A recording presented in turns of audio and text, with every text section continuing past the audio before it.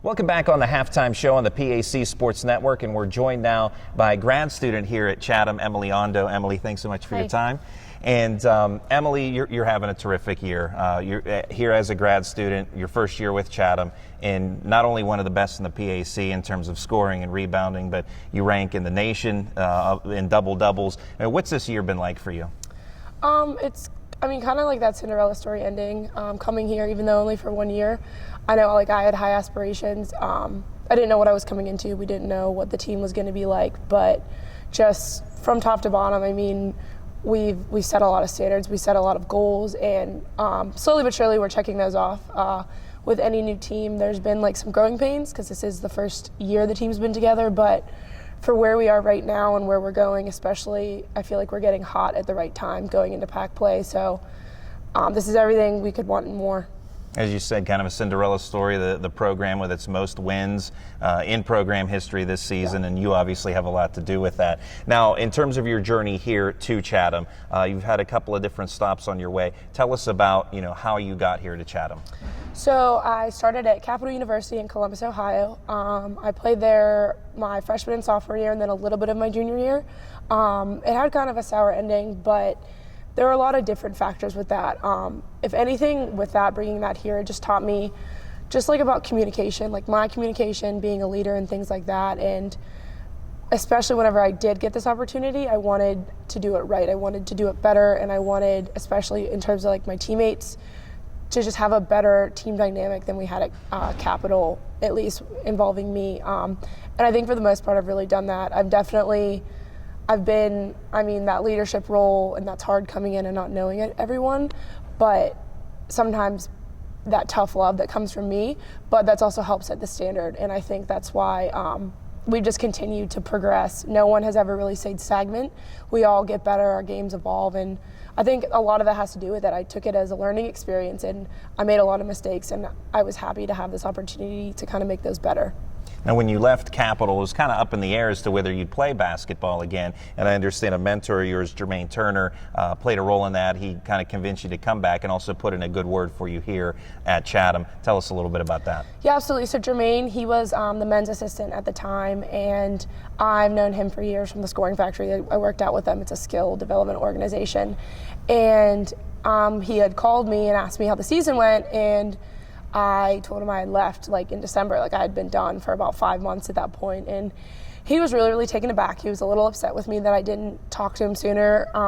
It was almost kind of an embarrassing moment because I was like, well, I left. But he definitely, he knew I had a lot of basketball left in me, so he was like, the girls' side is getting a new coach. I think this is going to be a really, really good fit for you.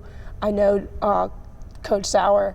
So he kind of put us in correspondence, and I didn't really even have a choice. He just kind of said, you have a workout Wednesday at 9 a.m., and I was like, I haven't touched the ball in months. And he was like, it's okay, I don't care. He's just going to see your skill, what you can do, and we'll get you in shape.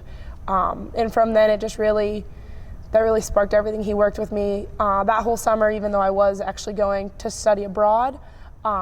He worked with me that whole summer. He worked with me this summer. He worked with me over winter break. So he's absolutely been a big part of everything I'm able to do here. So when you studied abroad, your stop in between Capital and Chatham was Sydney, Australia. Not only did you have your schooling, but as you mentioned, you played basketball there. What was your overall experience like in Australia, and I'm sure the beautiful countryside? Oh, that was absolutely beautiful. Everything you'd want to check off in your bucket list. So I played for UTS, which is the University of Technology of Sydney, and in their version of nationals, because their college basketball is completely different. So I made the team, and we went, and I was one of our starters, and we ended up finishing the best UTS has ever finished. We made it to the grand final game, which was televised, so my grandparents here got to watch, which was really cool. We ended up losing, but I was really upset at the time, but I have a silver medal. It's the best finish in UTS women's history. And just to be a part of that and that atmosphere, playing on a big stage again under the lights, it really, really made me excited to come back and to compete and play at least one more season of college basketball. And it just made me really, really grateful. Those girls, I'm still good friends with some of them. I still talk to some of them as much as I can, and friendships and memories that'll last a lifetime. Now, for how hard and how far you have come on your journey to get here to Chatham. How gratifying is it to have such a successful season as you individually and the team collectively have had? It's everything you kind of dream about as a kid, especially this, like, being the end. We have senior day. The feelings and emotions are kind of overwhelming. You have those sometimes, like the dreams or the fantasies when you're like, I want to be that player knocking down that shot or doing all these big things. And honestly, throughout the season, the biggest thing, and something that Jermaine has said to me, he's like, this is not your summit. He's like, I want to see where you are at the end. So even with all the accolades or anything I was doing this season, he was like, drown out all the noise, the good, the bad, don't get too high or too low. And that has been really, I think, the reason why I try not to dwell too much on good performances or bad ones, just what you're going to do that day. And I try to take that to my teammates, and I think that's why we have just continually grown. That's Emily Ondo of the Chatham Cougars. Emily, thanks so much for your time, and good luck the rest of the way. We'll have more coming up in a moment here on the PAC Sports Network.